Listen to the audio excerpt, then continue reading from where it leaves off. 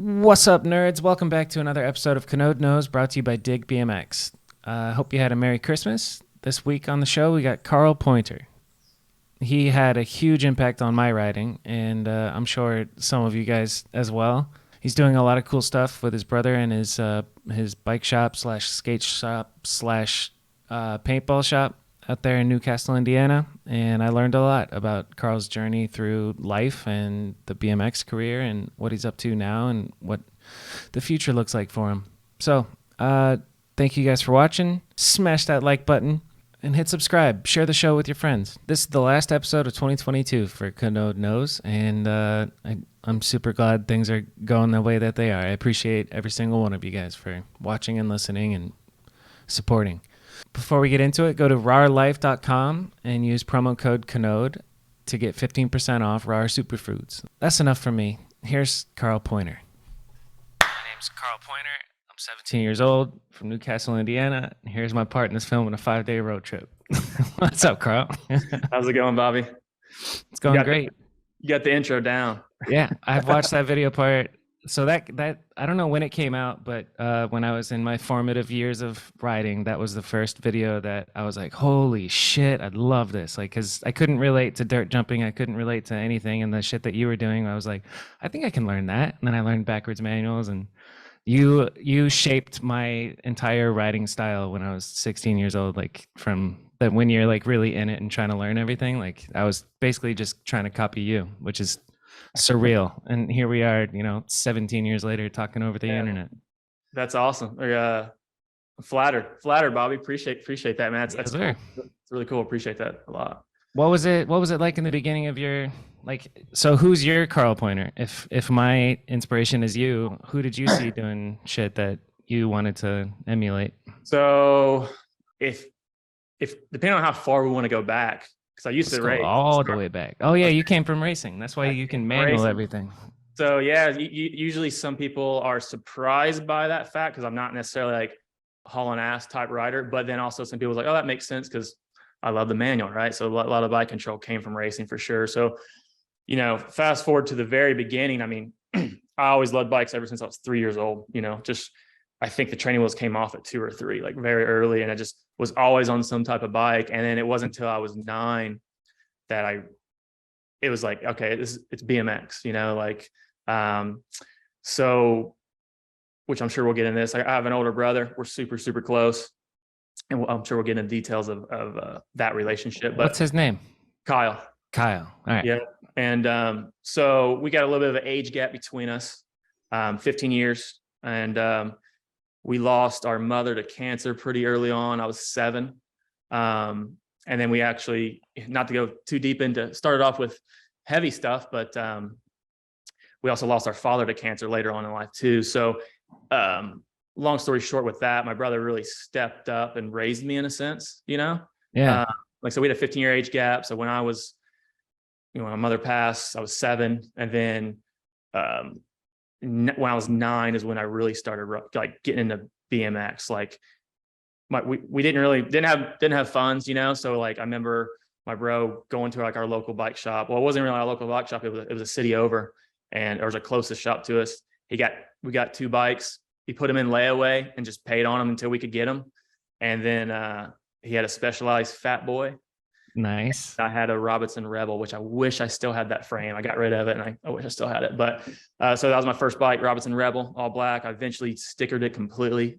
Like I remember the whole frame. I had it completely covered in all kinds of stickers, from like Poor Boy stickers to Allied, like a lot of these old brands. I think some guys out there probably remember from way back. But and kind of rewind on that a little bit more too. Before I was even born, my brother was really heavily into paintball, and he competed, had teams, traveled around for that. So that was like his thing, his outlet growing up when he was a teenager. And then he didn't really want to see me get involved in like a team sport or deal with all the, the issues that kind of come in with team dynamics and a team-based sport. Obviously with riding bikes, it's just that's the beauty of it. You kind of, so that's one reason he was always wanted to be into BMX when he's younger. And that's why he's like, let's get us a couple of BMX bikes, So we put him in layaway. We finally got him out. and then we just started riding. You know how it starts when you first get that true feeling of being on a BMX bike and just pedaling down the street, just the freedom of that, right? Like, it's just, it's kind of hard to describe, but like you get, but you know what I mean? And everybody listening knows exactly what you mean. Yeah. So, and that was it, man. Like, just that feeling of just being free. And then obviously riding with my bro, and then our closer friends and his friends started getting into riding. We seeked out the local track, because obviously him coming from the paintball background, it's a pretty competitive sport, so we kind of seeked out, all right, well, there's BMX racing. There's a track like 30 minutes away. And so we went and just kind of dove headfirst in. Like, I think we just went to the local race, checked it out, entered the rookie class, and just dove in, went headfirst into that, and just had fun from that. Then started racing the state race, then the regional, and then I did national, and I had no idea. That's awesome. Yeah. You did nationals. Yeah. So it was, there's so many, I'm sure we'll go through all the different eras of riding through riding career, if you want to call it that. But like, that was some of the most fun times of just traveling around and beat up old cars. Was not knowing if it's going to make it to the race, and like literally traveling with straight up $200 to our name, like enough to get there. We're splitting a cheeseburger on the way back to get home, and like just traveling to different tracks and just racing and just doing that together. And that was some of the best times. So that's where really, like, it really started for me. It was racing BMX, Yeah, and that, it sounds like you're spelling it out like it was just you and your brother traveling to these things. Was like, how far apart? We shouldn't gloss over, you lost both parents to cancer. That's fucking heavy, man. Was your dad around a little bit after your mom was gone? Yeah, sure. And not to get too heavy on this either, but had a little bit of alcohol problems there, slightly. Super hard worker, was a great dad still, all that good stuff. But that stuff can take hold a little bit, and then and then he ended up getting cancer later on. He was a heavy smoker, back, that era, like smoking, that was just like the thing, right? It's a working man who drinks his beers and smokes his cigs, Yeah, but super hard worker and all that good stuff. And he, on a really good positive note, I'm super thankful for, he kicked the drinking. And we had some great last years with him before, he passed, unfortunately, due to cancer as well. So just, obviously cancer is a pretty evil thing. I think everyone has been affected with it to some degree, probably, within their family or friends, or it's one of those things that's just pretty really unfortunate and doesn't really make sense why it exists. But, and it's not fair. It's like, why me? Why my mom? That's so fucked. So, like I said, so obviously that played a role with the relationship, my brother and I, the bond we have. It's pretty, it's super, super close. And I owe pretty much everything to my brother. He was just really been there for me every which way. And I owe a lot to him for sure. Yeah. So, and that's a good positive. That's kind of, everybody has their thing that they're escaping, or not, it's coping, is getting obsessed and getting involved with something positive like BMX or paintball or skateboarding or anything that you can channel all that like angst and energy into. So when did free coasters come into effect? You started racing, and then what, like, who was the first person you saw rocking a free coaster that you were like, what is that? I want to do that. Probably Rick Molinterno. Yeah. I just learned that on the Rat Boy episode. Like, he was doing that way early. It was crazy. Super early. He was doing sliders too. Obviously I'm a big fan of the slider. So he was doing the sliders across the street spines, and stuff like that. And, definitely Rick was probably one of the first guys I saw with a free coaster. And, after I kind of went through the racing phase, I think at the end of 2000, around 2001, so I was pretty young when I kind of was like, all right, I think I was 12 and 12, 13, somewhere around there. That's when I really started getting into, like, okay, freestyle, this is cool. You can really, it's a super cool creative outlet. Freestyle is just, you kind of do whatever you want. The racing was awesome, like I said. And there's definitely a competitive side of me for sure. I love, with racing, who crosses that finish line is the winner, right? So, but with freestyle, you know, it's you're competitive with yourself, and I like that aspect too, and just being creative. I feel like I've always been into even back elementary days of being in school. I was in art and stuff, you know, and just trying to be creative with that, and that obviously carries over to riding bikes Everything. and stuff. Yeah. You know? So yeah, I mean, let's see.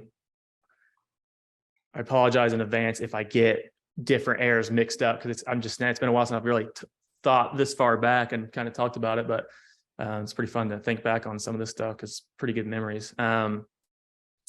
And then, so after, like I said, after racing, started getting into freestyle riding. And then I was already doing fakie stuff with the cassette. There was something about that I was just into fakie stuff, you know?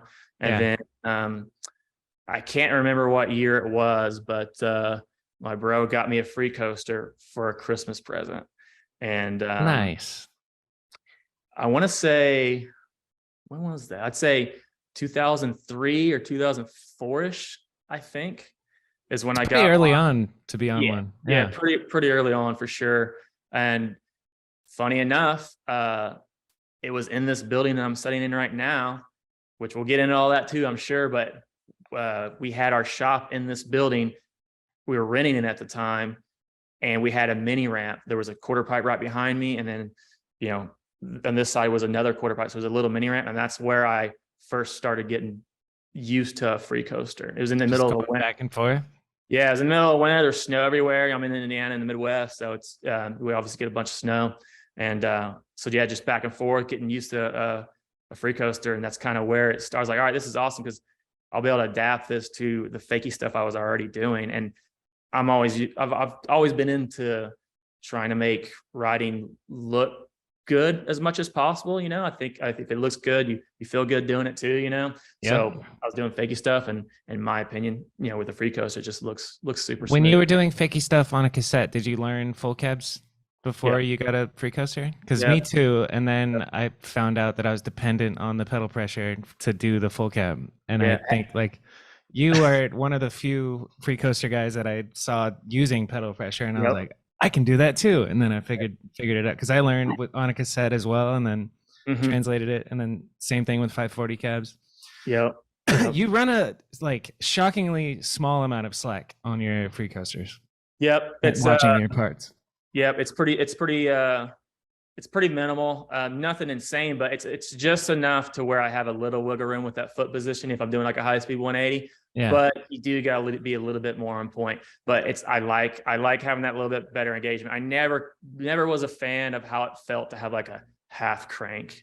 It just didn't feel good to me, you know. So I was like, just doesn't feel good. So I really just dialed in my foot positioning, and then I use crank pressure, like you said, on certain tricks, and especially if I'm like fakie 180 or half cabin over something, I use that pressure for that pop. Yeah, I was going to ask you that because there's a clip in your Into the Void part where you're in Arizona at this school with the blue ledges. You do feeble 180 cab on flat, and then you half cab over a blue thing. And I was like, did he just engage for a half cab? Like, yeah. Fucking interesting. That part, that's pretty wild. Yeah. So let's talk. I mean, Shook It's On is my beginnings for you. You're 17 years old, so you've only been riding the free coaster for a couple of years. How did that get started? Did the crew that was filming that? So it's all Chad Shackelford, who I met briefly once, but like, what was it like? Were you just at a skate park and got invited? What's the story behind you having so part? I guess rewind a little bit, even before Shook It's On. So just like the racing days, right? Like we traveled around to races, same thing with freestyle. Like back then, there's a lot of events now too, don't get me wrong, but back then there was like a lot of skate park events like all over. You had like the Changas, you know, always doing doing their big contest. You had the Baco jams. You had Midwest was popping off back then. Yeah. And then even too, like, you know, the FBMT1 contest, like that era in Texas, that was one of the standout comps, like that stands out to me. But so we were traveling around on, again, little funds, junk cars, you know, bar on cars, and the tie rod, you know, braking on the way back, and we're driving 45 miles per hour all the way back from New York because On a donut. you know what I mean? Like, Yeah. just so same thing. Like, we just started traveling all around to different contests and stuff, and checking out different scenes, and like just going in, you know, head first, and just loving it, and just learn as you go. Like, sometimes I kind of I miss the days sometimes when I didn't know anything. You know what I mean? Like, everything was new, and everything was new, exciting, whether it's like a company, a part, a ride, or a new skate park. Like, Yeah. that was fun, you know? And so as I was going to all these different contests, I was pretty young. I was doing manuals and different types of street oriented tech tricks, I guess you could say, and started to slowly get noticed. And then I got in I think my first clip in a like actual BMX video was a props issue for that FBM D1 contest. Sick. I've never seen that. Man, you should look that up if you haven't seen it. It's Yeah. a really good vibe video. You could just feel the energy that was at that contest. I love that. So it was like a 22-hour trip for me and my bro, and then we had like a handful of dudes at that time that just went on a big road trip and went straight up, checked out 9th Street trails, you know, that good stuff. I'm trying to think what year that was. I wish I knew the year off the top of my head, but that was my first video clip. And like back then I dressed in all black, you know. I think I had like a studded mohawk, like studded on my helmet, all black, like punk rock era style. Nice. So that was my first clip. I think Stu filmed that, Stu Johnson. And shout out Stu. yeah. So then, you know, we even went to the La Rev contest in Toronto. The Primo La Revolution contest. You remember those at all? No, before my time. Might have been before your time. Though you should look up some of those too. That's put that to your list. The Primo La Revolution contest. They had La Revolution, like LE and then Revolution. I think it might have been LA then Revolution. La Revolution maybe. Yeah. So they had one in Toronto, and they had one. The main one's Four Seasons in Milwaukee. Okay. So like the Four Seasons one, that was the first time I saw like pros that were like freestyle riders. You know, I remember rolling up to Four Seasons in Milwaukee, and like I saw Ruben Alcantara's van because it was always meal ads, and like I knew it was his van. I was like, Ruben's here. This is we walk in, and there's like I remember it vividly to this day of like the music that was playing. It was like instrumental, like pretty calm, chill music, and just the pros are just practicing in Four Seasons. And that was the first time, like outside of seeing like pro racers, you know. Yeah. And I saw Ruben and Taj and all those guys, and so how'd that feel? Did you want to like go say hi or what?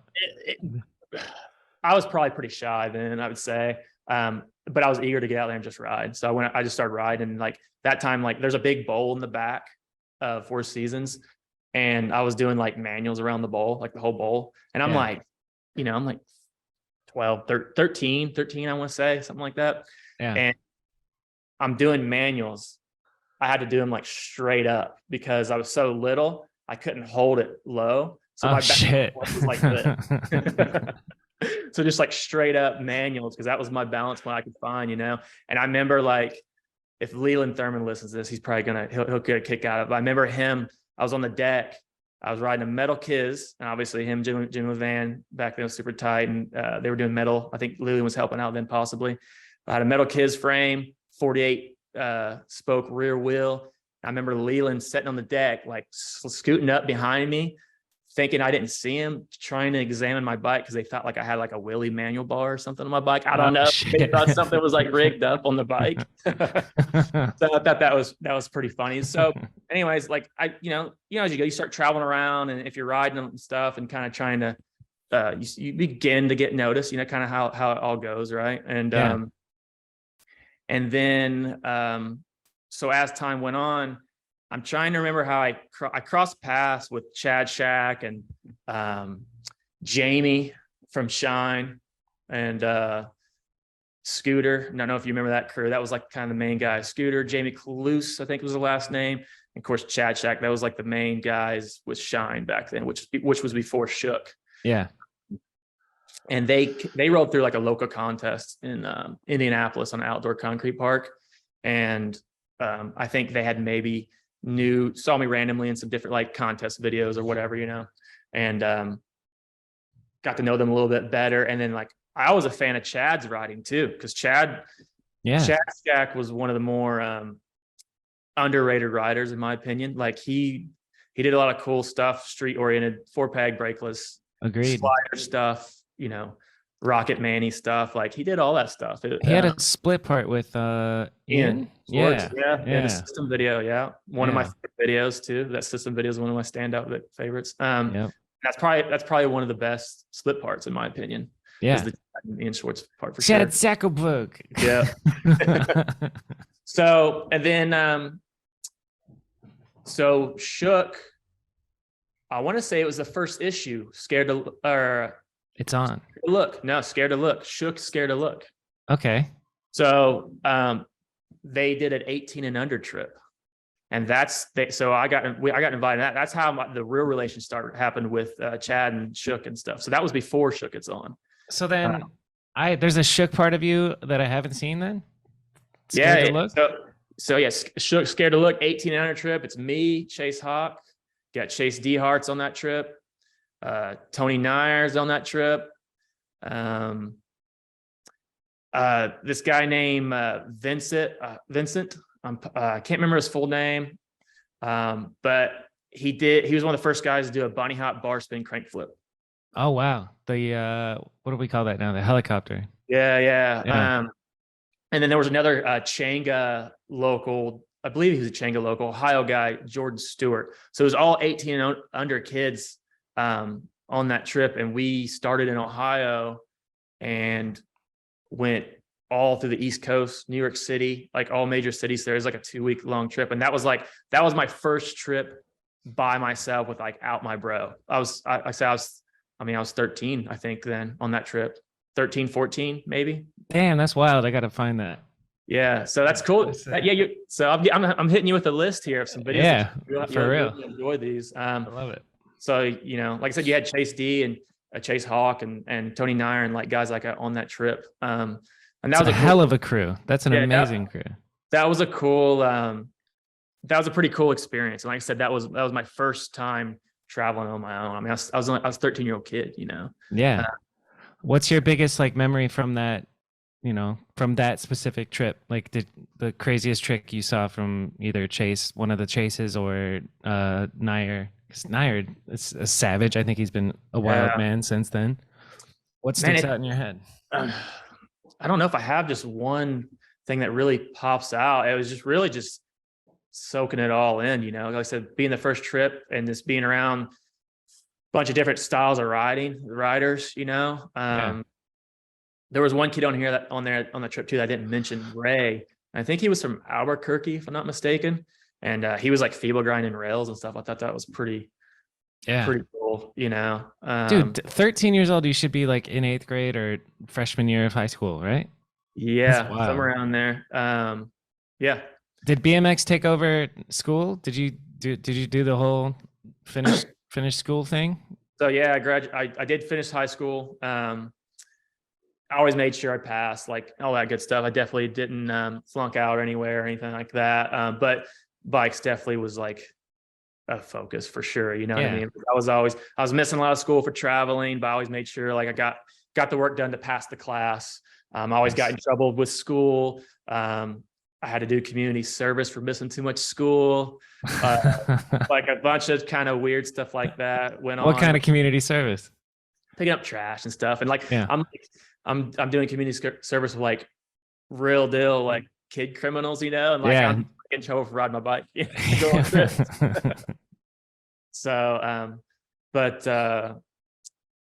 so I mean, that trip was rad. I mean, that Shook trip, and then later, so obviously I formed a relationship with Chad, and then like a few years later, Chad invites me to do the film a part for Shook It's On, and that part, I was getting known as a rider before then, as a younger kid, as a rider, and then that part was like really what pushed it over the edge, I guess, as far as like the freestyle stuff. I just got on Sunday right before filming that part. Nice. Yeah, I was watching it and I was like, I wonder if he was just rocking a Sunday frame or if you were on Sunday, like you got Sunday flow. How did that happen?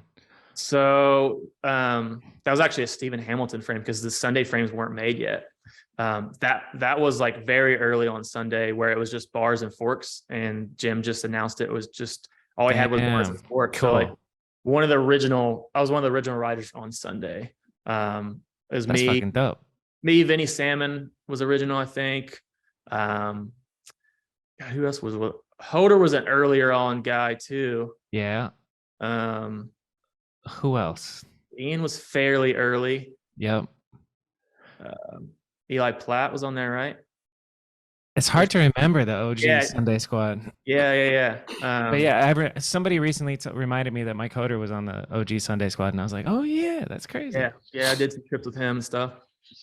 Obviously, a ton of crazy energy with him. So this is a big deal for you. You get Chad Shackelford to ask you to film a part, and then he only gives you 5 days. Is that here's my partner's filming a 5-day road trip? Yeah, like I got invited on that last because Brad Sims, he had already been on some trips filming for his stuff for that because he had a part in that video. Big part. Yep. Yeah. So a lot of these guys had already been filming, and then I kind of came on last minute because I guess he already had kind of that was the last trip for that video, and I was like, I'm gonna just do what I can, and nice. Thankfully it worked out. Like I just, I was obviously super motivated being on that trip and just getting on Sunday and just super motivated, and just being around those guys too was easy to get inspired at each spot we went to, or What's your favorite clip of you from that part? I want to try and make a mental guess before you answer. I'm pretty bad at asking favorites, but I'll try to pick one out. I'm trying to remember those clips. Actually, I haven't watched that part in a good while. There's one where the song changes and you 180 go fakie for a while, full cab both ways, and then turn around and do a big 360. I like that one. Okay, that was in Atlanta, downtown. This one maybe isn't really necessarily a standout. I wouldn't think, but it was cool at the time, especially at the time. Like, so I just did a double peg on like a flat square rail, and he's filming along like up high on this hill, drop manual, and then from the manual rail hop rail. Yeah. Okay. Yeah. So into that was grass bank. I know exactly what you're talking about. That's a good one. That was because manual into hopping over a rail to that. Dude, I had troubles manualing to hopping up a curb. One time I set my wheel down too fast and just went straight over the bars. I was oh, that's scary. Yeah. So then what happens after that video? I mean, it's such a different era. That video came out when it was legit. DVDs were the only thing. There wasn't such a thing as web videos. They were just coming out, I think like 2000, 2008, 2007, 2008. And I remember I would go to my buddy's house who had like a mini ramp in his backyard, and they were the biker crew in middle and high school, and they put that DVD in and blah blah blah, cool trails. I can't blah, blah, and then your part came on, and I was like, what is this?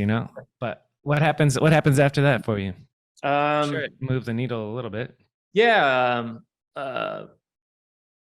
Road Fools, I think, was fairly. Oh yeah. After that, I may be skipping over a decent chunk. But I feel like Road Fools 15 was not too much longer after that. Who got hurt and then you came and replaced? Is that what happened? Right? Mike Aiken was having a baby. Okay, and he had to leave, and then they brought in Karl. Yep. Yeah. Shout out Mike Aiken.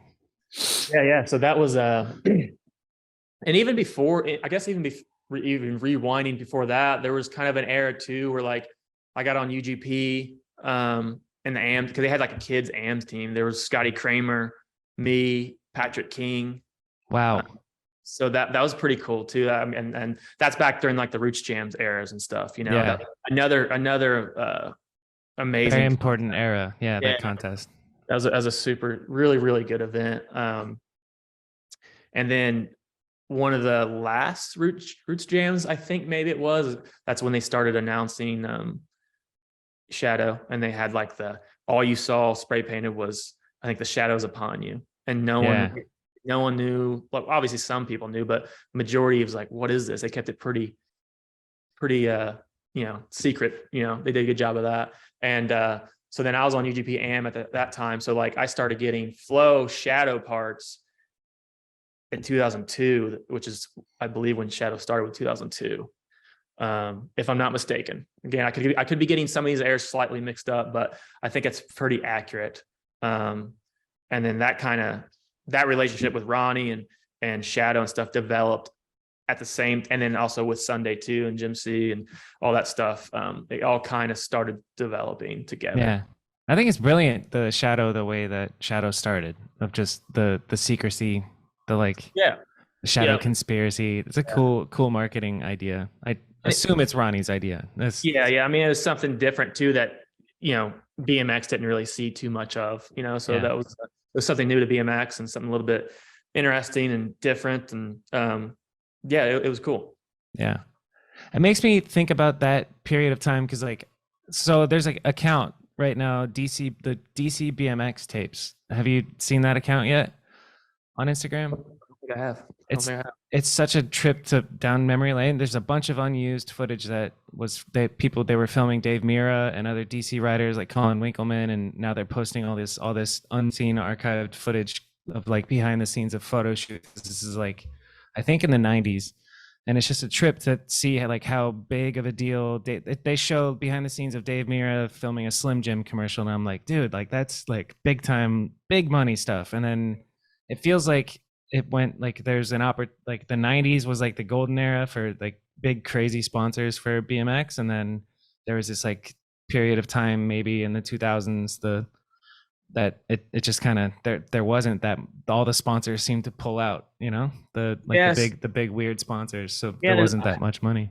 There's kind of a couple different ways, I guess, different eras. Obviously Eddie in the 80s BMX was booming, every kid wanted a bike, all that type of thing, before my time. I was born in 88, and then 90s, that's kind of when it started going underground, and bikes were tanks and super heavy era.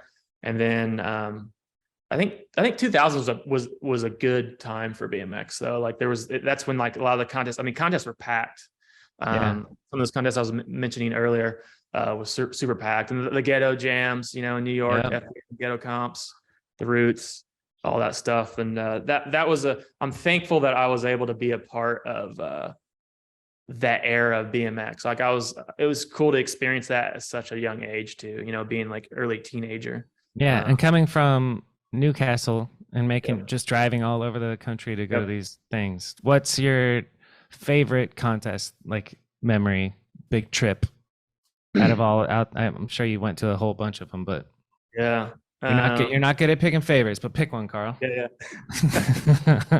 I mean, really, I kind of skimmed over a couple. I mean, the FBM T1 is a really standout. I think anyone that was at that event would agree. That was a really, just again, check out, for anyone that's watching, check out the props section of the FBM T1 contest. Yeah. It does a good job of just the energy that was there. I mean, the decks were completely packed, and it was a smaller, it wasn't like it was some insane, amazing ramps, it was the ramp branch. It was a cool skate park, but it had a street spine, you had some ledges, you had a couple hips of the quarter pipe, a little bit of a street section, and then there was a couple quarters out back that I was riding the whole time, just it was just really good energy there. But dope.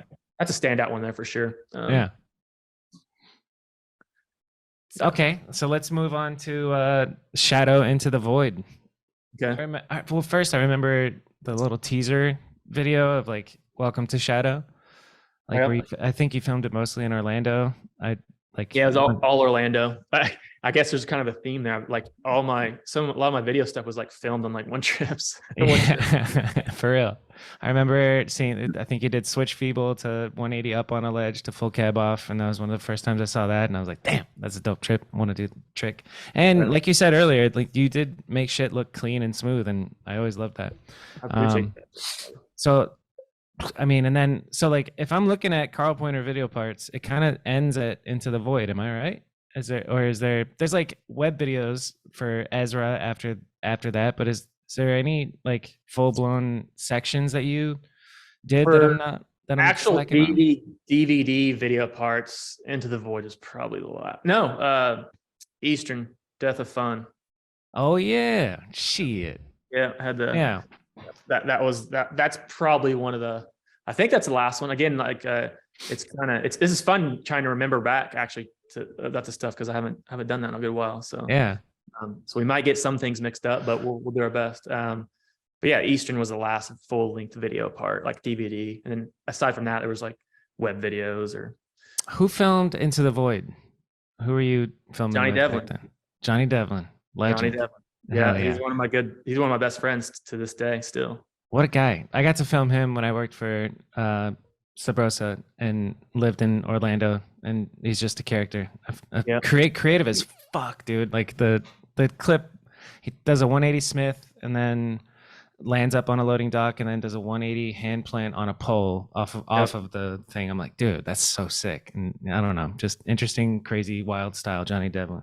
Johnny's rad. He actually came and visited me on his way through not too long ago. So he was able to come and check out like the new shop. And we was actually in the middle of construction, but he was able to see my area. And he had been in my area before, way back years before when me and Johnny first started riding together and stuff. He came through and I went on a trip with him up to Wisconsin and we met up with Jeff K and rode 4 Seasons and Street and Madison, Milwaukee. So like that was a really cool, fun trip. So like me and Johnny's done some traveling together even before Shadow.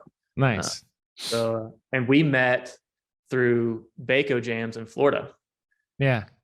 And so you traveled down and you got to meet him at the jams and then, yep. I mean, you got the UGP connection, you got the Shadow connection. How long were you with, I guess, Sparky's in general? Because UGP, I don't know if UGP was ever under Sparky's. Is it? No. So obviously Ronnie started UGP. Yeah. Way back, and he sold UGP. And when he sold UGP, that AM team and stuff kind of, I don't know if it was forgotten about with the new owners or what, but that kind of ended there for a second.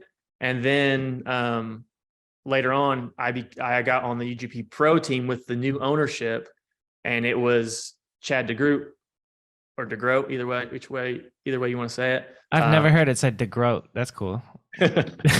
Even Chad will say it both ways, so he'll keep you guessing. But he was a TM for the new kind of UGP V2, you know. Yeah. So yeah, UGP was never part of actual Sparky's. I don't think he sold it before he started Shadow and stuff like that. That's so interesting. I gotta talk to him about that. I think he had UGP when he first started Shadow, but soon after sold UGP. That's how it went. What was it like? How long were you with Shadow? Like I said, getting flow parts since the inception of the brand, and then I think I pro team 2007. Nice. I think. Yeah. Around 2007. And if I remember correctly, Ronnie gave me my first paycheck as a rider, I believe. Boom. That's a memory you'll never forget. I remember sitting down outside of Sparky's distro, and he just sat me down and said, "We want to bump you to the pro team, and you know, start paying you a little something, you know." So that was a cool moment for sure. Hell yeah.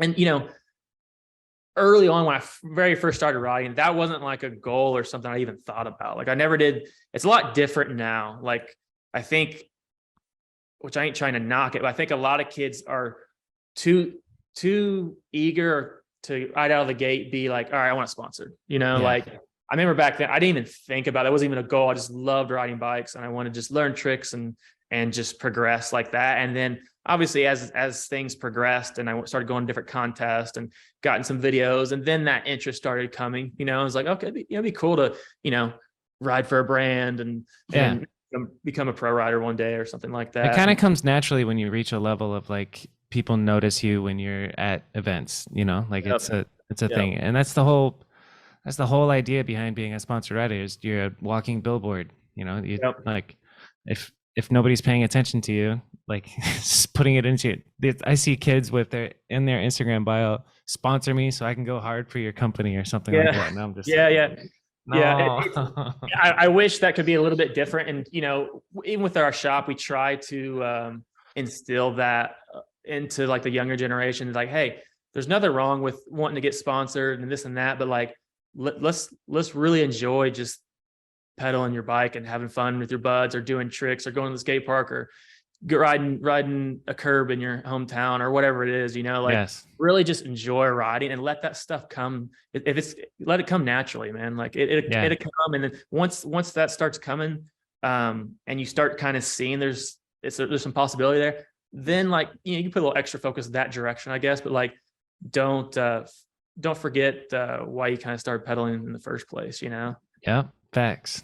That's real.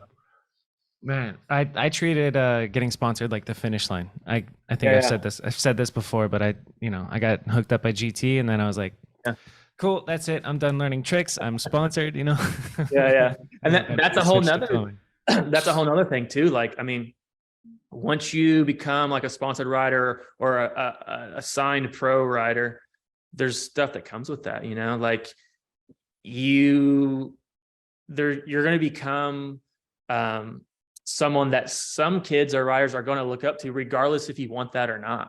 That's what you're signing up for, So there's stuff that comes with being like a true pro rider. You got to kind of set a good example too, you know what I mean? And I've always kind of, that's always been important to me. And I feel like I've done a pretty good job of like representing the brands I've ridden for, and try to have some type of positive influence on like the younger generation of riders and stuff like that, Yeah. I think that's important. I think there needs to be more of that mindset. Not that there isn't now, because there definitely is, but I think I don't want us to forget that aspect of it, because there's definitely things that come with being a true pro rider. Yeah, for real. So. When did it end for you? So like, what happens after Shadow? After Shadow, is it Eastern? They don't compete, or do they? What happens after Shadow? So when I was on Shadow, and I was on Sunday at the same time, and then both parts companies at the time, right? Or because was Sunday making frames at this point? Sunday was doing frames, so that's how that worked out. That ended up being able to work out where I was. I want to say, again, I could be off on this a little bit, but at the time, I don't think Shadow was doing bars and forks. I could be wrong. So I was with Sunday with frame, fork, and bars. I'm pretty sure, regardless, definitely frame for sure, but I'm pretty sure it was forks and bars too, because Shadow wasn't doing that at the time. So that was the two main sponsors with that. And then I think I was getting flow from like Low Tech for shoes, and then I was on UGP Pro Team as well. And then I was with Sunday for a few years, few solid years, and the team started changing around a little bit, I guess, different new riders coming in, things like that. And I had become really good friends with a lot of guys that was on Eastern at the time. And that kind of all led me to maybe thinking about the idea of just a change. Mm-hmm. And so I parted ways with Sunday, and then got on Eastern after a few years of being on Sunday. And like I said, I was friends with a lot of the guys on there already. And I was already like doing some trips with them in general, just like regular trips together, or whatever. Yeah. Who are some of the names from Eastern that you were friends with? Zach Rogers was one of them. Eric Hawley was on there. Eric Hawley, fucking legend. Yeah. Of course, Lee Ramsdell was TM and Road too. He seems like fun. I've never met him, but he seems like a fun dude to be around. Sure. Lee. Yeah. Always joking around. It's always a good time with Lee. Haven't seen bow-legged Lee. That's not anymore though. I don't think. I think he got the surgery done. And, hell yeah, good for him. I'm quoting some shit from some video that I saw 10 years ago. So no offense. And then another really good buddy, good friend, still to this day, Adam Banton. He was on Eastern too. Nice, love Adam. We became close through like props road fulls and trips like that together. Yeah. And like, Yeah, because you were on the rock and roll tour, dude. yeah, Now yeah, it's all coming back, man. yes, there it is. Dude, I was geeking out over any KP footage, dude. And then I think that one of the first, I'm pretty confident you did at one of the rock and roll tours. You did fakie up a bank to hop to fakie rocket manual, bar Yep. spin to hop Yep. back to pedals down and back in, and I tripped over that trick for a very long time, and I have one for my part coming out next year, so I'm excited. Thank you, Carl, Yeah, for that idea. awesome. Yeah, That's awesome, man. That's fucking cool. hype. That's awesome. And then there was also some trips, like some QBP distribution trips that I also traveled with other Eastern riders at the time too. So like I just came pretty tight with a lot of those guys. Nice. And there was some other stuff too with Eastern that was at the time, during that era. Eastern's changed a lot to today compared to what it used to be, for sure. A lot's changed over there, but they were doing complete bikes at the time Yeah. as well. And that was appealing to me because I really like that aspect, because I really like the idea of like the company offering something for like little Billy to get his first bike or whatever, versus just being like a high-end frame only being offered, you know. I always like that. And Eastern had like a pretty good, just clean cut, positive vibe. I remember looking through like dance comp catalogs, and the Eastern completes were they were the shit back then. Like at 2008, 2009. Like my buddy Cleon, who was my BFF coming into BMX, he got an Eastern complete, and it just did so well. It's crazy for back then, how like, and I'm trying to remember if it was 48 spokes still at that point in time, but either way, Yeah. Eastern was like the best, and all the BMX forums and BMX or whatever, all the forums were talking about Eastern completes being the best. Yep. Yeah. And Yeah. what did you ever ride that Grim Reaper frame with all the holes in it? Good. Yeah. I had one. Yeah. Nice. Yeah. How did it hold up? It held up to me because, you know, like I'm not doing dead man drops or anything like that. You know, it's in a rare occasion I would do something like big where it's like hard impacts, you know what I mean? Like every once in a while I'll do something like that. But for the most part, you know, my riding was always pretty much just like lines and, you know, curbs and ledges, and that's why I fucking loved you, dude. I used to get made fun of so much because I loved sessioning just a curb like a mani pad and that's all you trying to need. do, you know, backlash full cab and, you know, 180 540 cab, all that stuff. And yeah, that's all you need, man. Like I learned how to manual when I was little guy on like this four-way stop that was the end of my road. It had like a round curve sidewalk, and one chunk was missing on one side. I used that to pop up the nice and manual across. Get into that vertical jet ski manual because you're too small to. That's a funny visual, dude. I wish I had some footage of that, because it was some of my old buddies from way back then. They bring it up, and like, we were talking about that actually last weekend. We were riding last Sunday at park, and we were joking about it. You're the OG 12 o'clock boy. That's because now there's that whole trend of people on motorcycles, and actually not even motorcycles, mountain bikes, doing wheelies and being super vertical. And then you've seen that shit where they skirt like by the trucks and shit. Yeah. That's what you were doing when you were a little baby. Yeah. That's funny. And then, so what is Ezra? Is that under Eastern? So yeah, Ezra was a new parts company that was under the Eastern roof. That is a totally new kind of concept. One of the things that kind of stirred up some stuff a little bit within the BMX world was that they was going to do direct to consumer, and that was new to the BMX world. Obviously, it was being done in about every industry, you know. Right. But that was new to BMX, and it ruffled some feathers a little bit. And there was obviously with me owning a shop back then, we had a shop, we've been doing a shop forever. And that wasn't something, let's just say that it ended up being a little bit different once I was in there and decided to step back from Shadow and be completely under the Eastern roof of Eastern and Ezra. It was a little different than I anticipated. And unfortunately, the company went in a direction that, was something that I wasn't, I just wish it would have went in a different direction. It didn't. Let's just put it that way. And Well, dude, you can't just say that. Give me something. It's like, um, like trying to think the best way to put it.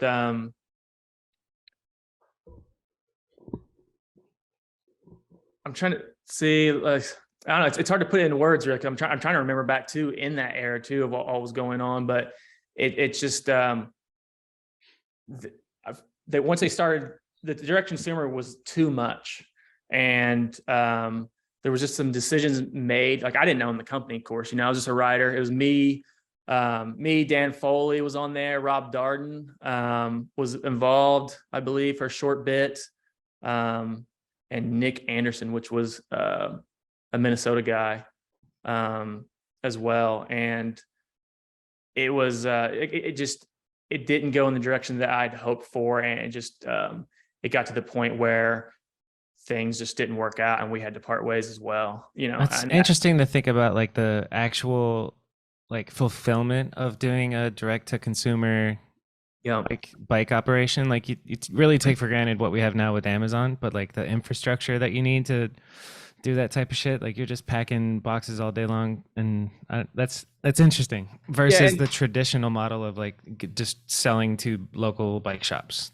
Yeah, they skipping that entirely. At first, that's how it ended up being out of the gate, which was it was funky. I was like, it was, again, it was ended up being a little bit different than I anticipated. And then I was like, look, we need to get in shops. Let's get in shops and go that direction, because the direct consumer is 99% of every BMX brand sells direct consumer. It wasn't one of those things where like I thought that there wasn't a place for direct consumer at the time, even being owning a shop, because there's places for online and mail order. I mean, just like even take direct consumer out of the equation, it's shops have always had to battle big mail orders that has like the bigger buying capital and things like that, right? But there's a place for mail orders though. You know what I mean? Like there's tons of areas and local communities that kids don't have a spot to go walk into. Right. And don't get me wrong, on the flip side of that, bigger mail orders and direct consumer plays some type of role into keeping, hurting shops in general. But at the same time, I'm not one to say there's no room for mail orders or direct consumer buying, period. Like it's all about that balance. You got to have the balance. Like we can go on a big old dive deep into what makes a good shop and how it keeps a good shop successful versus. Let's go. You've been running a shop for how long? It's been a long time, man. 26 years technically, because my brother started it. That's awesome. When I was young. And what have you learned? How do you keep a bike shop, and it's specifically like BMX freestyle shop, is not easy to keep alive? And it's super tough, man. Like it involves a lot. Like there's a lot of, we can go back and forth of like going back on the direct consumer and mail order topic, like that hurts shops, don't need it, blah blah. But there is a space for that, because not every kid's going to have a shop, and then there's also the flip side too of like there's people that maybe don't know how to run a shop properly, and that's why they're not successful too. So it goes both ways, it goes both directions. That's not just one thing that doesn't allow it to happen, and I think some people get caught up too much on the one thing or whatever, vice versa. But run a shop is like, if it was about the dollar, we would have closed doors long time ago. You know what I mean? Like I believe it. Definitely, it's a passion for sure, and really wanting to, like with our shop, we're very community based, like very heavy community. We do a bunch of events for all ages, not just your core BMX rider or anything like that. We want everybody. You want your core BMX riders. We want little Johnny that's just getting into learning about what BMX is. Get some moms out there on some cruisers. Get the whole family out, man. Like if you go to our shop's Instagram at Pointer Bros, you can kind of scroll back and see some of like our events and what they're about. And we do summer jams, we do Halloween events, We do like 12 and under Easter egg hunts at the skate park, like Nice. a bunch of Wholesome just stuff. That's a bunch great. of variety of a little bit of everything. We do group rides, Yeah. the shop no doubt has been a huge part of my life for sure. Like How did it start? Why did your brother start it?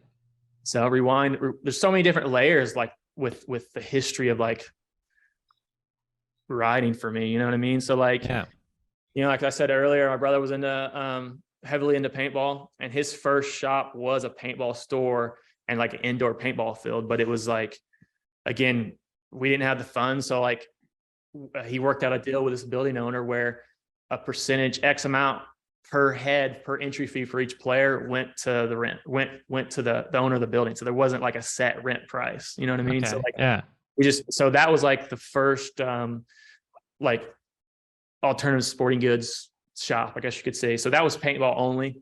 And then soon after that is when we started getting into the BMX stuff, and he started a shop. And this is like VHS days. Like I remember being 9 years old or something, being in the shop, and like we had VHS tapes you could rent, BMX videos. Like, Yes. you know, I missed the days where like I went into the bike shop and there was a couch and a TV set up and you could watch whatever latest DVD came out. Like when the DVD was on its way out, but it was still like yeah. So that feeling of sitting there with your homies is the yeah. best. So even farther, like I said, VHS, even wearing the VHS tapes out, just watching the main videos like over and over. So that was so we had a small shop. Again, this is like no complete bikes. It's just like parts and like frame pads and stuff, and like stickers. This is a Little Devil era too. So some like all the classic Little Devil shirts were hanging on the wall. I remember there's, within a 26-year span of doing shops, there's so many different eras of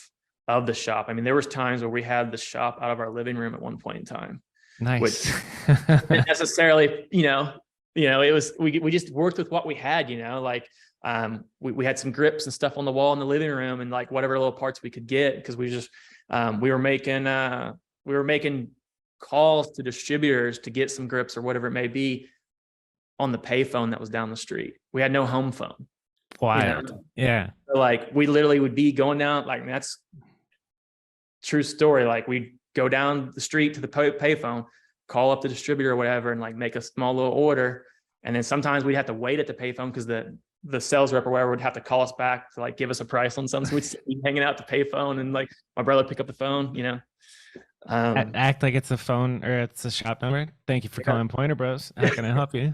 Yeah. And again, like we just worked with what we had, man. We just loved it. We lived it. You know what I mean? Like every aspect of it. And, he was heavily involved in paintball, and then we started getting a BMX. We was like, all right, let's just start selling some goods too, and we were out of a van, an old Astro van. We'd travel out to different little skate parks, and we had, again, little parts and stuff hung up on the back of the van where we ripped the seats out, and we had a little black and white checkered floor, That's sick.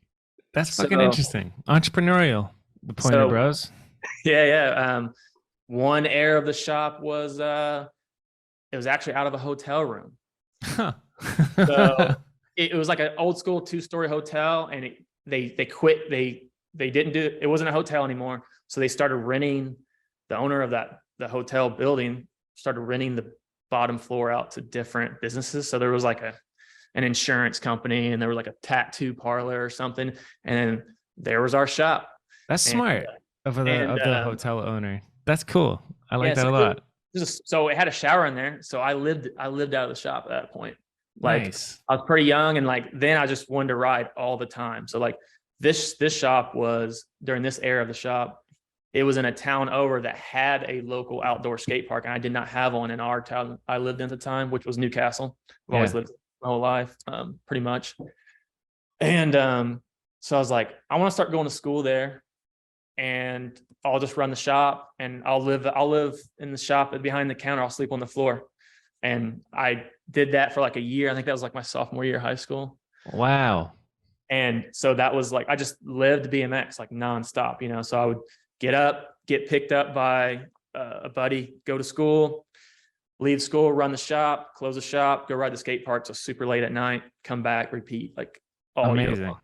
How Uh, at like you're 13 or 14, 15? some Sophomore around year, there. you're 15 or 16. Yeah. Yeah, some around there. So again, I'm jumping little airs a little bit with Yeah, with but the dude, top. what a life experience to like That's just live on the floor in the back of a bike shop for yeah. sophomore year of high school. That's awesome. You lived BMX, dude, or still am, or Yeah, I still mean, are.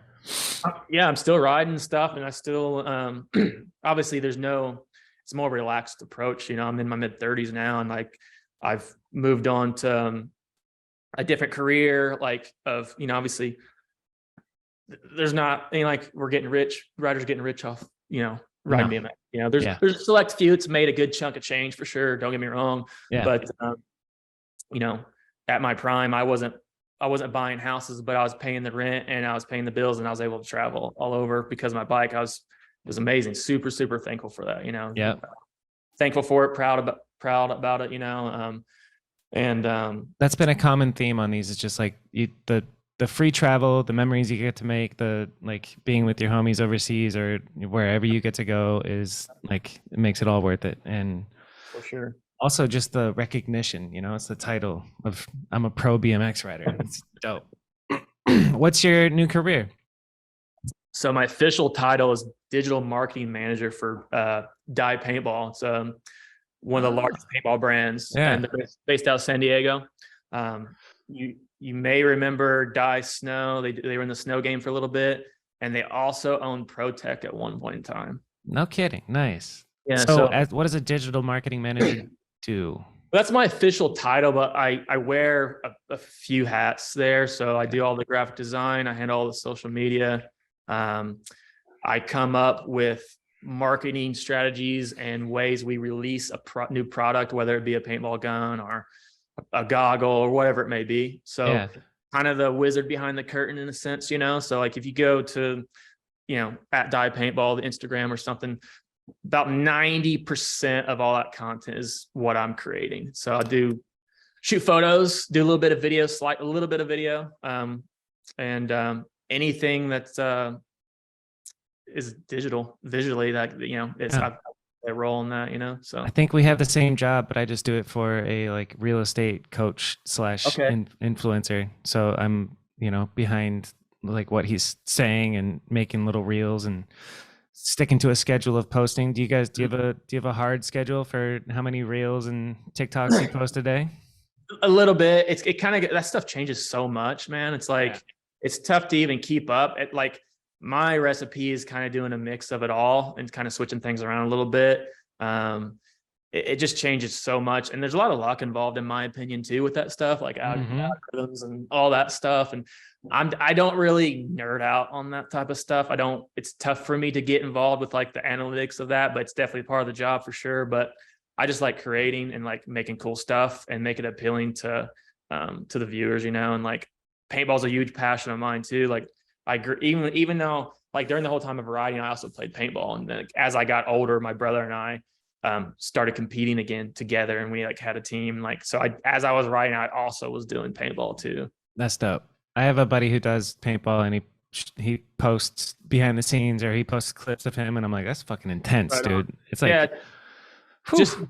just like BMX, it has its own whole world, like it's got its culture, and like, you have street riding, you got racing, you got ramp ride. It's paintball's, it has its different disciplines and different elements and all that stuff too. It's just obviously a completely different Have thing. the Pointer Bros made a name for themselves in the paintball industry too? Yeah, I guess so. I mean, we definitely we've been like world champions and stuff like that in paintball. So yeah, I mean, we've done a little bit, with it. Yeah. What? Did you just breeze over? We've been world champions. Yeah. So yeah, we've done some stuff on it, and so like I said, there's definitely a pretty competitive side to me, but it only gets brought out when it's like appropriate, and paintball is a very highly competitive thing. Yeah. So so it's a good outlet for that for me. Yeah, let's not breeze over this. Tell me about being a world champion paintballer. What the fuck? Yeah, I mean, there's world, like in the whole world. So there's different leagues within paintball. You know, there's different types of leagues, and there was one league called the UWL, which is Ultimate Woods Ball League, and it was basically just really high intense games in the woods. Like, I mean, have you seen like kind of like the inflatable bunkers? Have you seen people playing on that? So that's like your modern day top tier athletes are playing that. And then there's also a whole like woods division too, you know, where you're playing in the woods.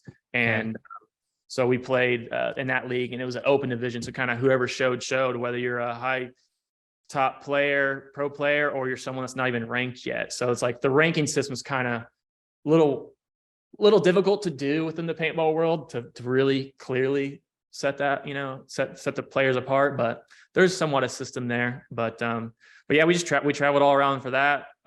We did some international stuff too. And we had pretty good success with paintball. How many people are on a team? There's 3-man, there's 5-man, there's 10-man teams, there's 7-man. So again, there's different type of divisions. So we did pretty good. We did really good in 10-man, and then 5-man was like our main thing. It's less guys to manage, you know?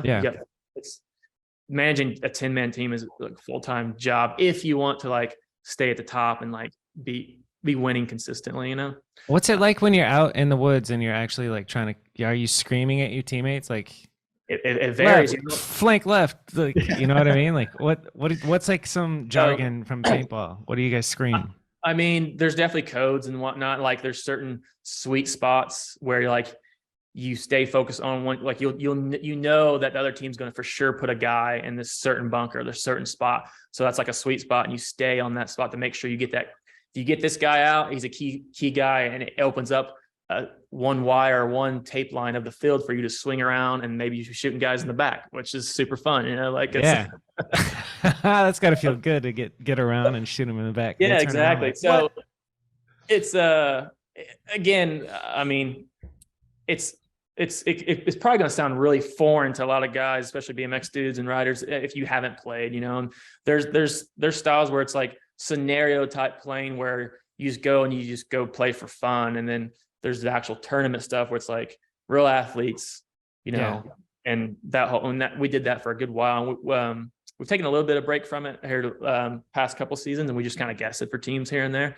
But like I said, paintball was my brother's, like that was his first passion with and he's an amazing player, and I've learned everything from him. And it's a cool passion, man. I've gone like to 2 separate occasions, just like a fun, let's go paintballing, and I was terrified. I'm just standing behind a wall the entire time, like I don't even want to peek my face around. Yeah, I'm scared. I'm gonna get shot. And then there's always the one like dude who's actually pretty decent, and he's like confident, and he rushes your team and takes out the entire guy. I'm like, oh, dude, that's a whole another world, man. You got to be willing to. Yeah. What was like? That's an interesting thing. Is just like in order to start a new sport or a new hobby or something, you have to be willing to suck at it for a while and then get better. You know.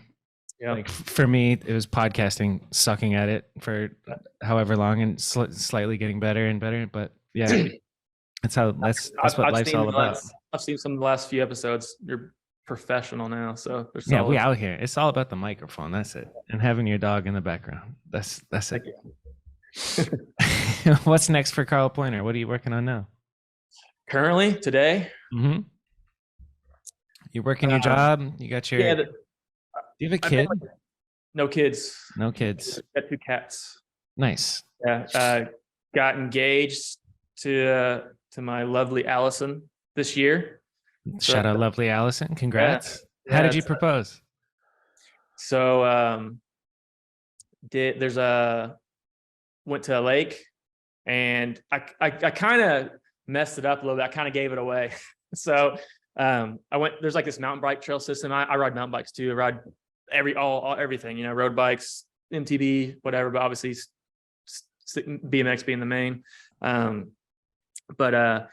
So I kind of told her, I was like, I'm going to go ride this mountain bike trail this morning, and maybe come out and meet me after, and we'll go on a hike or something. We ain't done it in a while. Well, I kind of cleaned up and took a shower before I left for this mountain bike ride, and threw it off. So it kind of, you know, she got a little suspicious on that, and so I went out there, and I cut out an old trail that used to be there, like a walking path. And I went out there with like trimmers and I cut it out. So it's like fresh walking trail. And it like led to this certain like opening path next to the water. And I had like some stuff set up and like, I planted a flower within that path. So it was like a random, just like perfectly nice flower, and like just did a little some extra stuff there, and just kind of got down the one knee at the opening and popped the question and Well done. gave a yes. So yeah, Just did you like film it? It's even better if you didn't. That's didn't awesome. film it. No filming. Yeah, That's it really sick. was, I love that. So Yeah, it's just the moment between you guys. yeah, That's yeah. so dope. Wanted to stick with that, and then so that's been a pretty big standout thing for this year. And then another big one would be the shop that I'm in right now is we own it. No more renting, man. Like a big feat for us. We've rented Huge. for 2 decades, and finally bought this spot, and it was a complete mess. It was a dump, to say the least. It's in pretty bad shape, and this past summer was a blur, really, because I mean, it was just a lot of work went into this spot, and we did everything. Me and my bro and a handful of BMX buddies would come in and help when they could. Shout out to all those guys, and for that. Like Demolition and redoing all the drywall and like all the everything, renovation. That's everything. crazy. Yeah, everything you see from me, that wall there, the ceiling, all redone. We had to gut it all. We hauled over 30,000 pounds out of this place. It was Sheesh. pretty gnarly, gnarly. And so that it feels awesome walking in every day and like having our own spot. Again, like I said, the shop's been a huge part of my life and our local scene and what we've done with throughout all the years of doing a shop. And it's been over, like I said, 26 years technically. And we've been through all the like all the shops I was mentioning earlier, all these different shops along the way, always renting, always fixing up other people's stuff. And there was times where we had 2 pairs of grips on the wall, and then now we got 100 pairs on the wall, and you got options, and like a rider comes in if they're looking for something, we got them covered, like, in stock, ready to go. So it feels awesome to have that and be in that spot now. Do you have like employees running the shop? Not any set employees, just my bro handles majority of it. I come in when I can. I definitely hold it down the weekends and stuff. And then because my full-time gig takes up, obviously it's a full-time job, takes up, it's number one as far as work goes. But at night or very early mornings or whatever it may be, sometimes I work on California time because my full-time's based in California. Sometimes I work on their time. Sometimes I work on like East Coast time. So like I can kind of switch things up a little bit, and I might be able to do some shop stuff in the evening or whatever. And do you guys do labor? I'm curious because like I know the shops here. So like who's doing the labor? You and your brother? Wrenching. Yeah. Did a little wrenching earlier, matter of fact. No kidding. Good for you.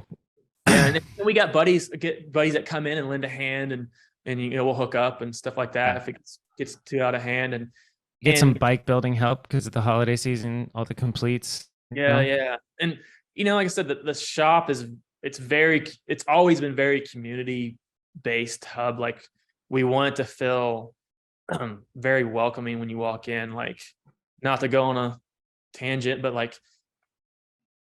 I love checking out new shops, whether it's a skate shop, a BMX shop, or a traditional bike shop or whatever. And there's definitely some good shops out there. Don't get me wrong, but also throughout the years, I've always experienced of going in a shop and it not really feeling welcoming, like all the way. You know what I mean? I know exactly what you mean. And that's something that we've never been a fan of that, and we never wanted our shop to ever feel that way. And I feel like we do a good job of not allowing it to be that way. I think it's fun when you walk in. Like we have stickers in the glass case for the kid that has 50 cents so he can feel like he can buy something, and we wouldn't even want people but you don't have to buy something to come in the shop. You know what I mean? Like, you just come in, hang out. And like today we had a couple people in tears, like just because of deep life conversations of whether it's maybe some negative stuff that's going on in their life and they're needing somebody to talk to, or it's some happy stuff. You know what I mean? Like, and then, so like I said, today there's there was a couple tears shed today and like in the shop, and like it's much more than just a bike shop, and it's always been that way, You don't have to say their names, but what's the story? The tear shed. One of them, I'll share the good one, the good stuff. A mother came in and she was talking about somehow we got on the subject of she noticed a video that we posted on Instagram of teaching a little girl how to ride without her training wheels, and so this is a pretty cool state. So like her seeing that video we were watching, and she's like, it just touched her, like and she knew the backstory because we kind of told her the backstory a little bit, and like she's kind of teared up and got me a little emotional too, like yeah, it was cool. So like recently we had a new family come in the shop, and not into bikes, nothing like that, and just they had a 10-year-old boy. The mom and dad had a 10-year-old boy, and they got a little girl and then another older boy too. And the 10-year-old boy was the one interested in getting a bike. And the mom was like, he's still on training wheels, and but he's interested in getting a bike, like a BMX bike, and now he's just on like a department store bike or whatever. I said, well, we could definitely work with him on the training wheel thing.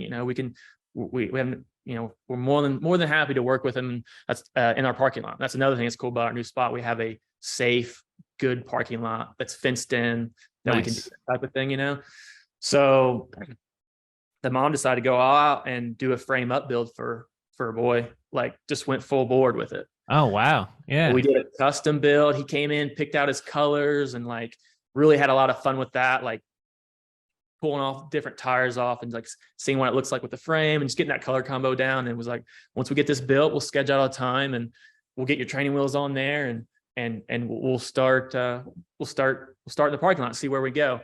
And we didn't tell him this, but my brother and I had already planned that weren't going to put training wheels on there. We're just going to see what we could do, and not let him have that crutch right out of the gate. Yeah. But if he needed them, no problem, we'll put them on, if we felt like that was necessary. And he came, and we literally was on each side of him. My brother was on one side, I'm on, and we're holding him and just walking with him from one end to the next end of the parking lot. And he was definitely far from being able to balance on his own, right? And so, okay, it's gonna be a little bit of a challenge, but no worries at all. Long story short, by the end of the evening, it was dark. He was riding from one end of the parking lot to the other by himself, no training wheels. Hell yeah! So like, yeah, like, that's a teary story, man. I'm gonna be getting happy. That's that was one of the biggest moments in that kid's life, It was, and then the parents. So like, it gets even better, Bobby. Like, the parents super excited, and it was cool that the parents was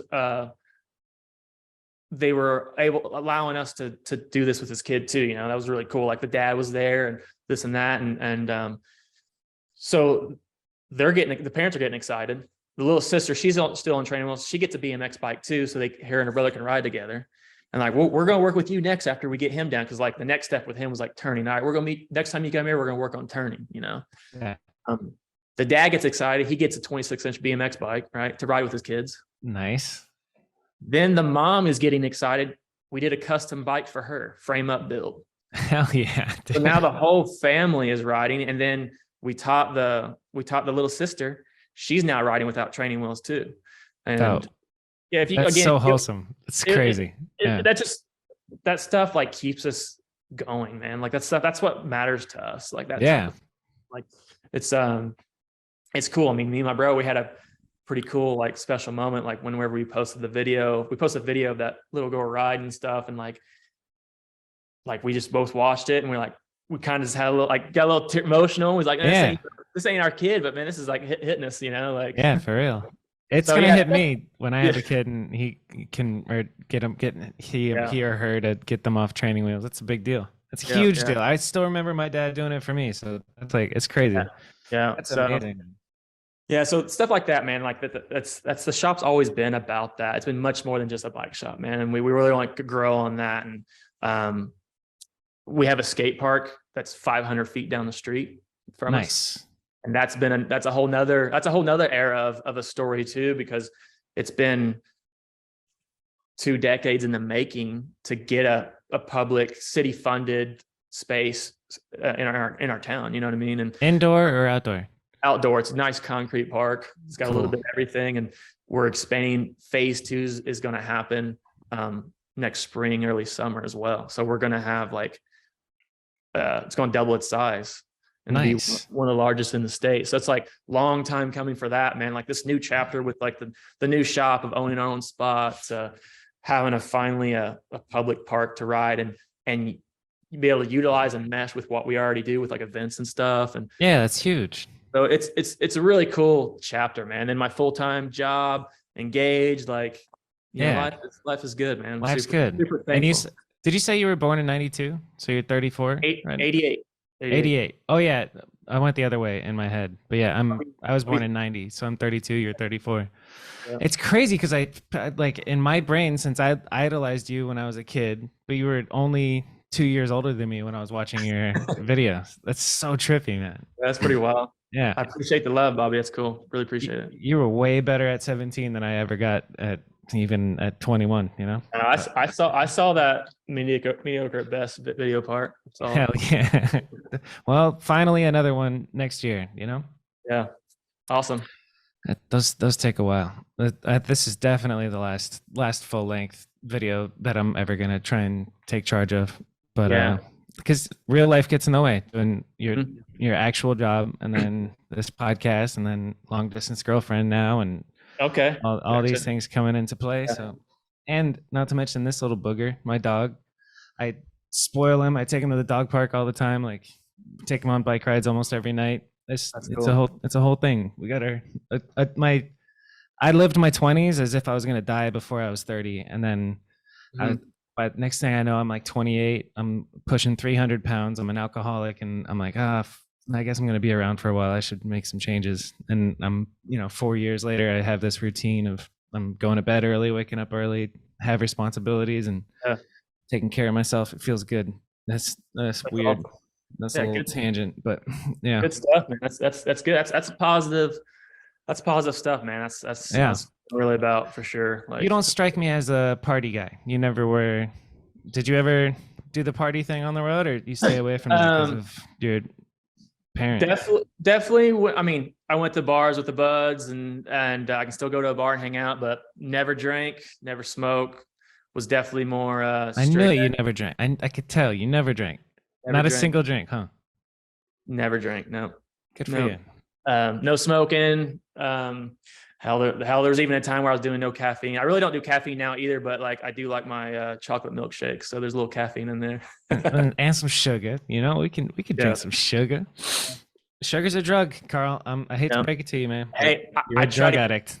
I try to keep it minimal on that sugar. I really hey, I'm a functional sugar addict. Okay, Yeah, no, but like, obviously I've had friends through the years that was partaked in that type of thing, but just never was for me, like it just didn't appeal to me, like good. I envy that. It appealed to me. I was like, I wonder what this feels like, and what that feels like, and what that feels like, So if you ever want to know, I could tell you what it all feels like. Anyway. All right, so let's go through some rapid fire before we wrap it up. I always do Mount Rushmore. Who's your Mount Rushmore of all-time BMX riders? I thought you were going to hit me with this one, Bobby. That's tough, man. Like I could easily if we're speaking on riding only, I could easily do the Garrett Reynolds, the Dennis Anderson. Those dudes are obviously the best ever to ride a bike, like those type of guys.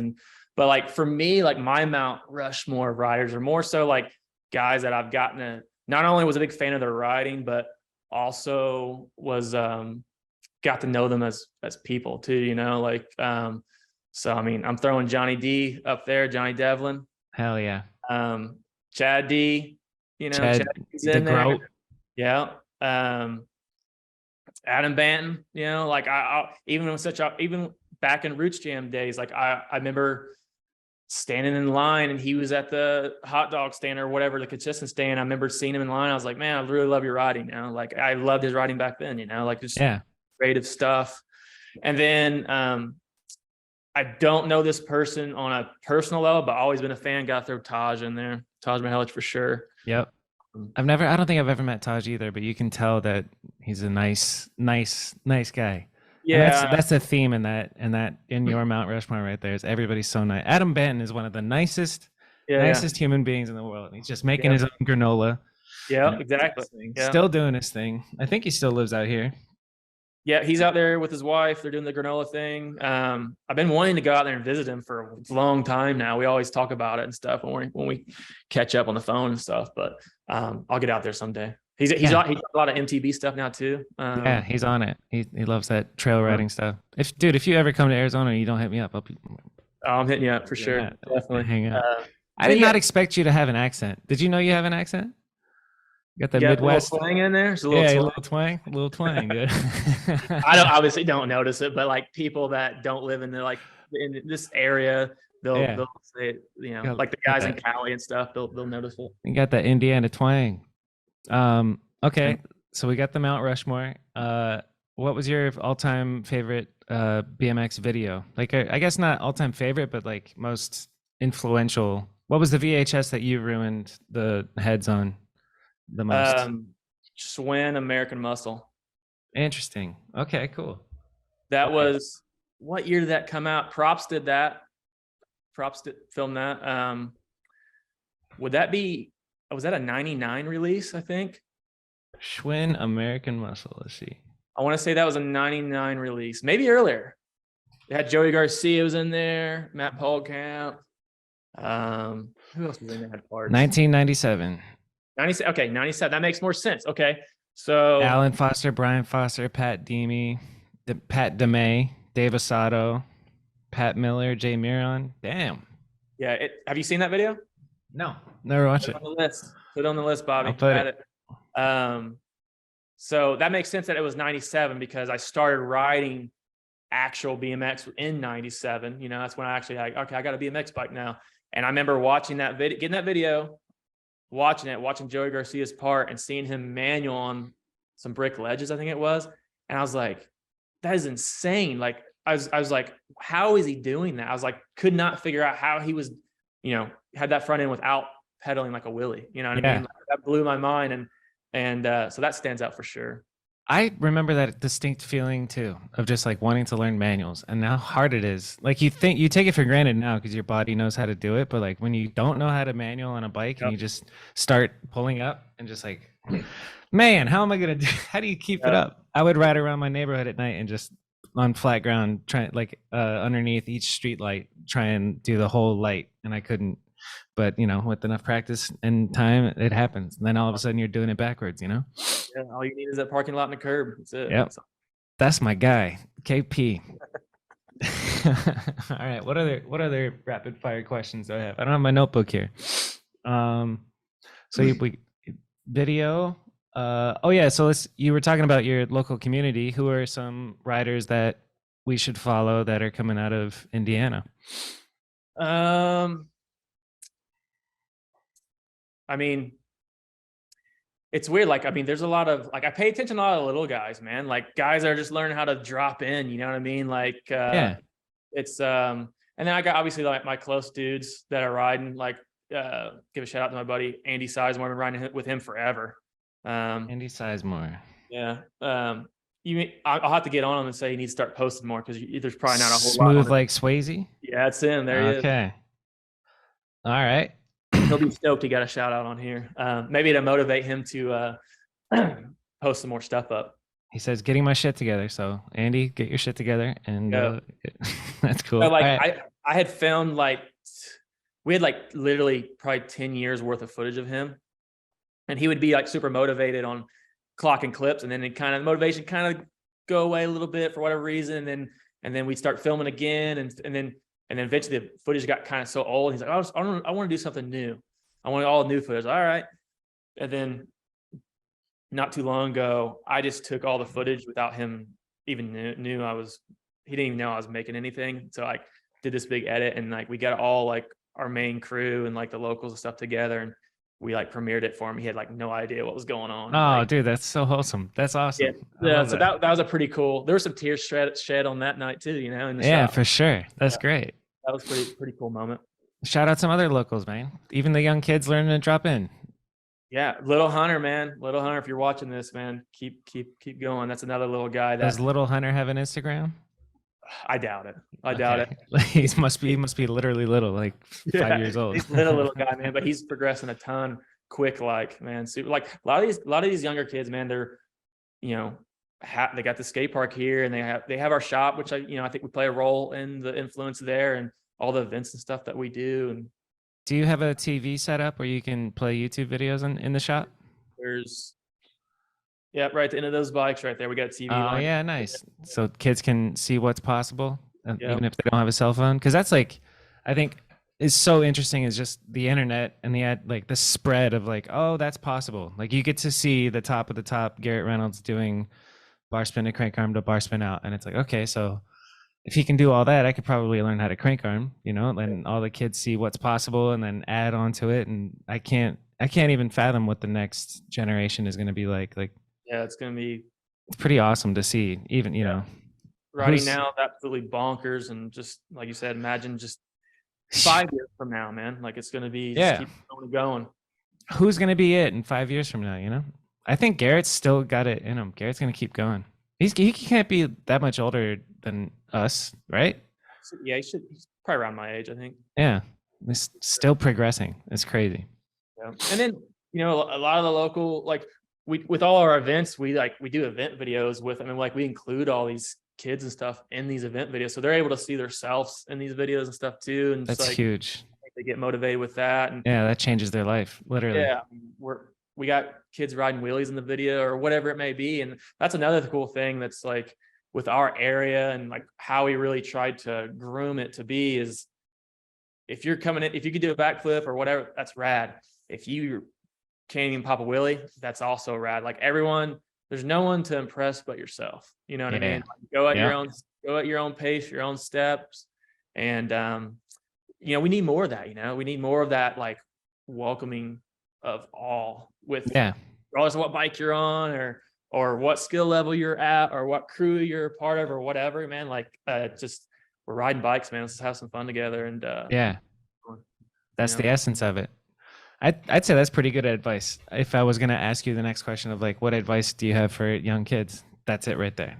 We all just have fun riding bikes. Yeah. I mean, it can be as simple as that, man. Like, and, I guess to stem off of that too, as far as more advice toward like the younger guys or whatnot, you got a mind of your own, man. Just use it. You're going to come across various things through life where people's going to cut you down, or they're going to say this and that. Like, use your own mind and make your own decisions, man, and just move forward. Like, I wouldn't have done all the things throughout my riding career or life or whatever, if I had listened to those that were trying to cut you down or whatever it may be. Just keep moving forward, and don't give up. Just keep it rolling. Do you, and don't let the haters bring you down. Yeah. If you got haters, you're doing something right. Maybe. Unless you're just objectively an annoying person and you need that's one way to look at it. But like, even, you're always going to have those ones that are negative, but like, that's those handful, man. There's so much more positive people. Yes. That trumps that. You know what I'm saying? Like, 100%. That's what matters. That's what you need to focus on. Always, like, anytime your negative stuff's going to roll through every once in a while, but don't put your energy into that, man. Just move on to the stuff. Yeah. And if you have like a friend who you're starting to realize is a negative dude, you got to like reevaluate your friends, because you control who you hang out with.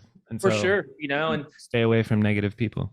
Yeah, that's another good point, Bobby. I mean, like, sometimes you have to leave those certain friends behind, in a sense, and that's okay. Like you have to reevaluate sometimes, and sometimes it's unfortunate. It's got to roll that way, but for you and your other friends, it could be for the best. So it's good to be aware. Thinking back on that, like, I remember getting that advice from my dad when I was younger, like 16.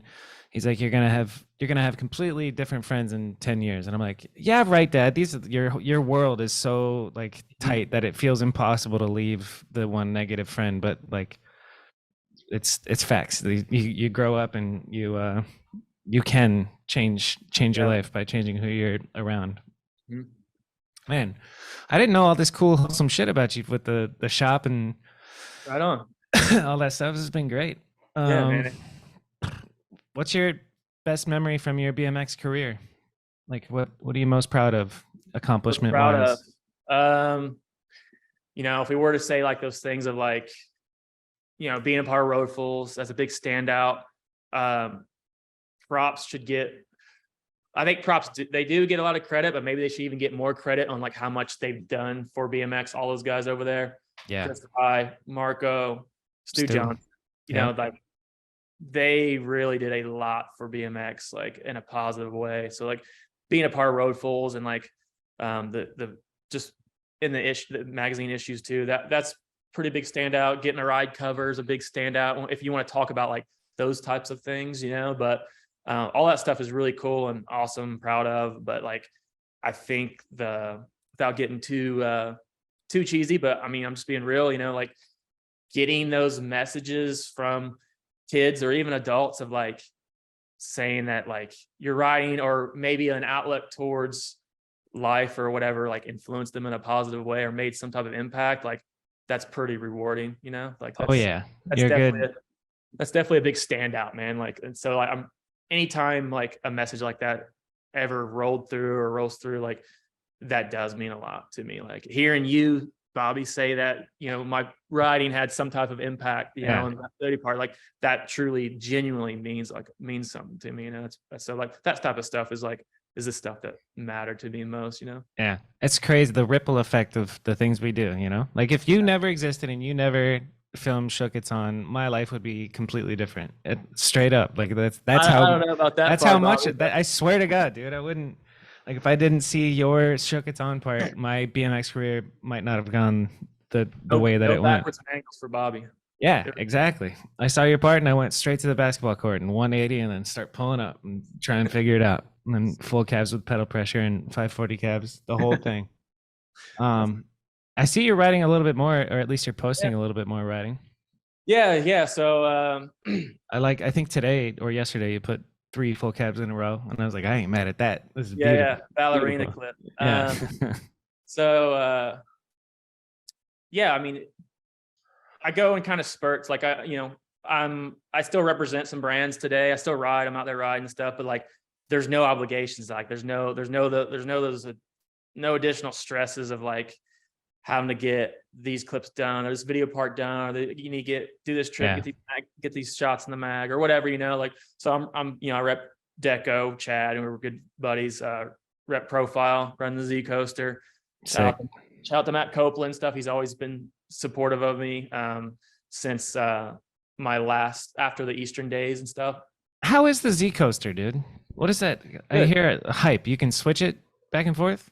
Yeah, so you have to take it apart to make the switch, Okay. but you can make it a cassette or a free coaster, obviously. And one thing I did have they're solid and most reliable free coaster I've ever ridden for sure. One thing that I had to get used to is you can hear the cassette sound, and because I use that pedal pressure, it engages that cassette sound because the paws come up. So like you would hear like the cassette and then go down to silent ninja mode. So like it took a second to get used to that. Huh. Weird. But no, super solid, super reliable. And then most recently, other brands that I rep is Merit. Shout out to Nice. Yeah, I saw you Brennan rocking a and Merit Chris shirt. Risenberger over there. Shout out to those guys. And I know Chris Risenberger. Sorry if I got your name wrong on that, Chris, but I've known him ever since very early days, which I think I didn't touch on this. My first freestyle sponsor was Kink, and Oh, no kidding. He's with Kink forever. So that was way back.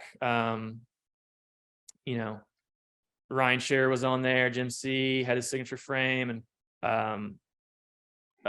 so I had like a little flow deal going with them, and that's when I remember I was a little guy, so they didn't have like a 20-inch even top tube frame, and like they custom made me a frame. It was like the Ryan Scherer's signature frame, which was the Freebird, and I asked them to do it mountless, and at the time there was no mountless frames anywhere, and I was riding brakeless then.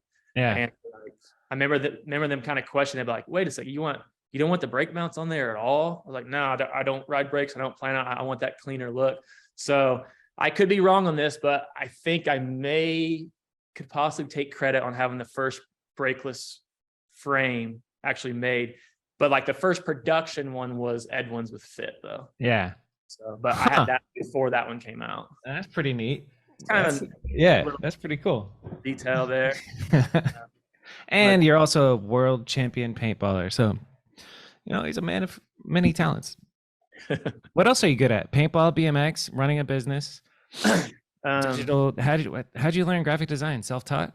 Self-taught. I almost went to school with that because I could have took advantage of some stuff being covered with my parents and stuff, being passed. And Yeah. ultimately, I decided I'm not going to go the school route, and I'm just Good going to choice. do it on my own. Yeah. So all the years of traveling for BMX and going on all these different trips, I had my camera. I had whatever camera with me. First, start off with just disposable cameras, and then I got a little handheld, digital, and then I had a phone finally. And so and then working with brands with like a signature product or whatever, and working with them with graphics. Like again, early on, I was always into art. So that always intrigued me, being involved in that aspect of things. And then that was like my plan B. I knew like I wasn't going to be riding forever as a pro rider, and then wasn't going to get rich off riding, and there would come a time where I would have to shift and start having a career to make a bigger living, Yeah. So like shooting photos and that type of thing was plan B. And so I started shooting photos, did the wedding thing, shooting weddings, getting my hands on whatever I could. Yeah. Started shooting photos for a paintball league, started doing like event flyers for that league, whatever I get my hands on. And then that kind of, dude, flyers are hard. Like I've tried to make flyers, and just to the spatial use and what fonts complement other fonts and where to put the pictures. Like people underestimate how hard it is to make a good looking flyer. A lot goes into it for sure. A lot goes into it for a good looking flyer, right? Yeah. Like, what software are you using? Adobe? All Adobe stuff. Illustrator, Photoshop, Yep. Premiere Pro for video stuff, Yep. stuff. I'd stick to Adobe stuff. Same. Gang. Yeah. $20 a month. You get all that shit. It's cool. Yeah. So like just through really just in a weird way, everything's all stemmed through riding bikes. Yeah. Same. All stemmed through that, like just being creative and getting interested in photography, getting interested in design and so all that. So I just slowly started working on plan B throughout the years of like, and then it's led me to where I'm at now with a full-time. I love my full-time gig with DI. It's a great brand. Been with it for 6 years now. How'd you first get the job? I mean, you're in the industry. Did you have to like apply for the job, or was it word of mouth? So I didn't apply. I had already been doing freelance work for the biggest league in paintball at the time, and I was just basically going to their events and handling all their media at the time, like whether it's video, like I had like phone with me, tripods, cameras here, like had mics, one-man army, everything, just like try to simplify as much as possible. But I was like grabbing quick social media stuff, and then I was grabbing stuff for post stuff after the event. So I think my work started getting noticed there because they saw a uptick on like that league's presence and marketing. And then also the original, the guy that used to be the digital marketing manager for DI, he also opened up a paintball field in Ohio. And I noticed his marketing, and my brother and I reached out to him and said, you want to work together, like, and do some cool stuff together as players with your field. I want to come check out your field, blah, blah, blah. We linked up. He saw what I was doing. I did a couple of things for just random ads for his field, and like our partner team up with him as paintball players with that field. And then at the time he was wanting to focus on his field and kind of step away from that. And then it was kind of like a win-win. I kind of like, he was able to present me, he was able to walk away. And then also DI noticed in the paintball leagues uptick in the marketing be better. And like, oh, you were doing that. And nice. It blew me out there. What I thought was like a job interview. And then they handed me over a business card with my name on it, and it was already a done deal. I was like, sick. So I've been with them ever since. And then I just work remote from home and stuff, and the office. And Not a bad gig. Yeah, and then I just travel to the main events and like, shoot content of like our sponsored teams and certain Good for players, you. things like that. What's So what's the if you're going to an event to shoot, what camera are you bringing? little outdated on my gear, I must say. I'm still shooting on a Mark II body for photos, just various lenses. Little outdated, dude. That's 2005. Yeah, but it gets it done, man. Yeah. But upgrade is due soon. Like I want to get something a little bit smaller, and I urge you to switch to Sony. Join the Sony family. I was looking at that. Yeah. I highly recommend it. Even just like the primarily photo ones, the A7 IV Yeah. just came out. That's just fire. And just like I don't know. When I made the switch, it was for the A7S II for low light capabilities for video, and I was like blown away. And then it is like a different language. It's like switching from Final Cut Pro to Premiere Pro. Yeah. It's like the same, but the menu system, it's like a slightly different language. But yeah, switching to Sony was a game changer for me. This is my A7S II webcam right here. Yeah, and honestly, I do a lot of stuff for my phone, man. Like especially good. Oh yeah, it's all like in the moment, live stuff, posting day to day when I'm at these events. So I'm just pulling out the phone and like grabbing quick content type stuff. And when it comes to that type like social media content, you really don't need a big awesome camera. Like you just need a phone and the right taste and the right idea. Like some of the stuff that we put a lot of effort into for my job, where I like switch it into shooting flat and I color grade and make a proper, like film flops, and then we make a silly reel with just a phone of just him walking with like some stupid voiceover, and it goes viral and gets 1 million views. I'm like, all right.